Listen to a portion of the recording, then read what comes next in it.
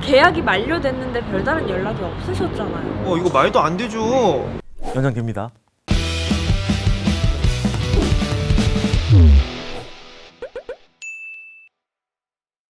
당신의 억울함과 궁금증을 알려드립니다. 현직 변호사의 본격 유튜브 법률 토크쇼 미스터 변호사 정정 변호사입니다. 안녕하십니까? 오늘 얘기해볼 주제는 바로 임대차 자동 계약 연장에 관한 건입니다. 의뢰인인 오늘 임차인께서는 오늘 조금 난감한 상황에 처해 있다고 하시는데요. 과연 어떤 상황에 처해 계신지 같이 한번 살펴보시죠.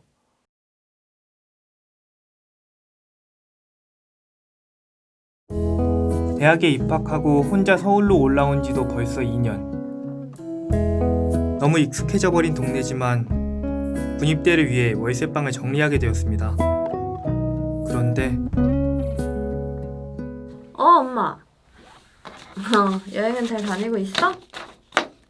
아우 걱정 마. 그 세입자랑 계약서 잘 쓰고 왔어. 근데 엄마 그 309호 사는 사람 있잖아.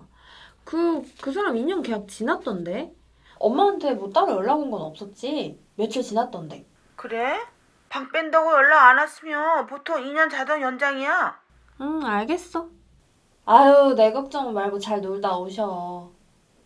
네 끊을게.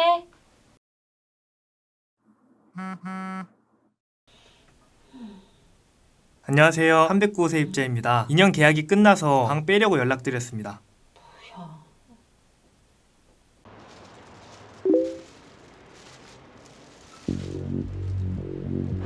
네? 자동 연장이요? 아니 저는 계약을 연장한다고 한 적이 없는데. 계약이 만료됐는데 별다른 연락이 없으셨잖아요. 그러니 계약이 자동으로 연장이 된 거죠. 아니 그러면 직접 세입자 구하셔야겠는데요. 그리고 새로운 세입자 들어오시기 전까진 월세도 내셔야 하고요. 제가 어디 가서 새로 세입자를 구해요. 이거 말도 안 되죠.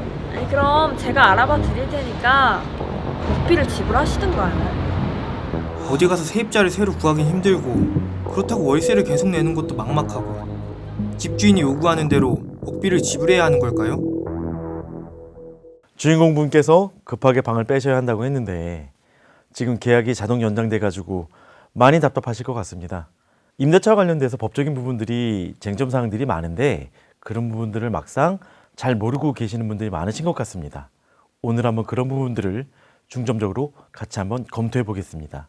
임대차 계약이 끝나기 전에 임대인과 임차인이 명시적 의사 표시를 하지 않았을 경우에 자동으로 계약이 연장될까요? 연장됩니다. 임대차 기간이 종료되기 6개월 전부터 2개월 전까지 사이에 임대인이 갱신거절, 난 더 이상 계약을 하지 않겠다, 내지는 계약 조건을 변경하지 않으면 나는 더 이상 계약을 하지 않겠다, 이런 내용을 먼저 통지하지 않는 다음에야 임차인들 별말이 없으면 이 계약은 자동으로 연장이 됩니다. 연장의 조건은 기존 계약과 동일한 조건, 임대차 기간은 개정법 중심으로 2년, 이런 식으로 해서 계약이 연장이 됩니다. 이 사례 같은 경우에 지금 임대인과 임차인이 별말 없이 계약 기간이 종결이 된 것 같은데 그런 경우에는 자유동으로 계약 기간이 연장이 된다고 보시면 되겠습니다. 그 부분에 대해서는 문제는 없는 것 같습니다. 그러면 임차인 같은 경우에는 아까 말씀드렸던 계약 기간이 2년으로 연장이 된다 치면 울며 겨자 먹기로 2년 동안 계속 그 집에 있어야 되겠어요? 그것도 너무 불리한 거잖아요. 주택임대차보호법은 기본적으로 임차인을 보호하기 위한 법인데 임차인에게 또 이렇게 크나큰 굴레를 짊어지게 한다는 것 자체가 법의 취지에 안 맞겠죠. 이렇게 2년 동안 어떤 구속을 당하는 거는 기본적으로 임대인, 임차인이 마찬가지인데 근데 임차인 같은 경우에는요, 그 기간 내래도 임대인에게 계약 해지 통지를 할 수 있어요. 묵시적 갱신이 됐는데 그렇지만 저 사정이 생겨서 나가겠습니다 라고 말을 하게 되면은요 3개월 후에 그 해지의 효력이 나타나게 되어 있습니다. 임대인이 복비를 요청하네요. 오늘의 주인공인 임차인한테 복비를 지급할 의무가 있는 건가요? 말이 됩니까? 말이 안 되죠. 왜냐하면 복비라는 것은 집주인, 임대인과 새로운 임차인 사이의 계약인데 그 계약 당사자도 아닌 기존의 임차인, 나가겠다고 하는 임차인이 그걸 왜 냅니까? 말도 안 되지. 복비라는 거는요 법에 규정되어 있는 내용 아닙니다. 더군다나 이 사안 같은 경우에는 제가 아까 말씀드렸잖아요. 내가 자동 연장이 됐고 사정이 생겨서 나가기로 통지를 했어. 통지를 하면 그 효력이 언제 발생한다고요? 3개월 뒤에 효력이 발생한다고 말씀드렸죠. 그러면 3개월 뒤에는 이 사람 법적으로 이 사람의 해지 효력이 나타나는 거니까 계약기간이 종료된 거라고요. 거기에 대해서는 집주인이 무슨 손해배상을 청구할 수가 없겠죠. 그러니까 집주인이 어떤 명목으로도 이 임차인한테, 기존 임차인한테 돈을 청구할 권리가 없다고요. 그런 부분 전혀 법적으로 근거가 없는 내용입니다. 그런데 잠깐만 이렇게 복비를 요청해.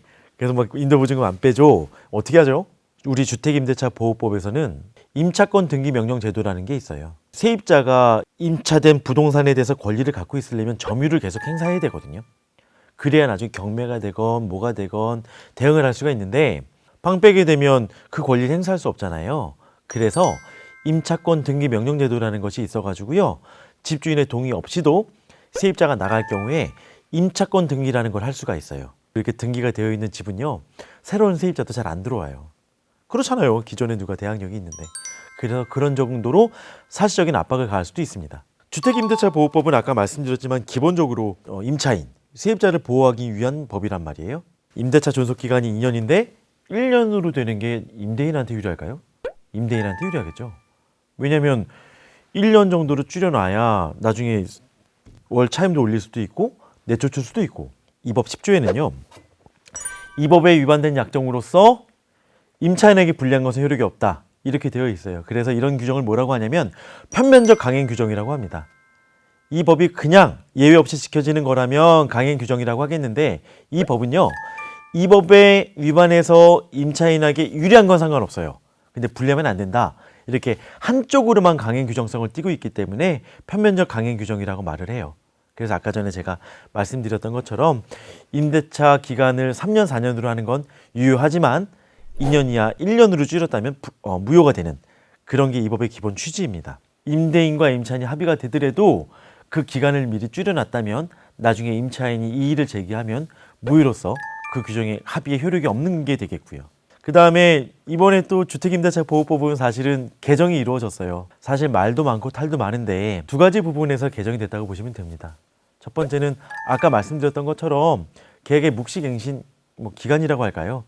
임대인이 원래는 계약 종료 6개월 전부터 1개월 전 사이에 계약갱신을 거절하거나 조건을 바꾸지 않으면 나는 계약을 더 이상 하지 않겠다라고 통지하지 않으면 계약이 묵시적으로 갱신이 된다라고 했었는데 그게 6개월부터 1개월 전이 아니라 6개월부터 2개월 전으로 바뀌었고요. 또 하나 중요한 거는 계약갱신 요구권이라고 해가지고요. 이 기간 내에 임대인이 그렇게 통지를 하더라도 임차인이 1회에 한해서 계약갱신 요구할 수 있어요. 여기 똑같은 조건으로 2년 더 살래. 그럼 이게 인정이 된다고요. 사실은 임차인 입장에서 굉장히 강력하죠.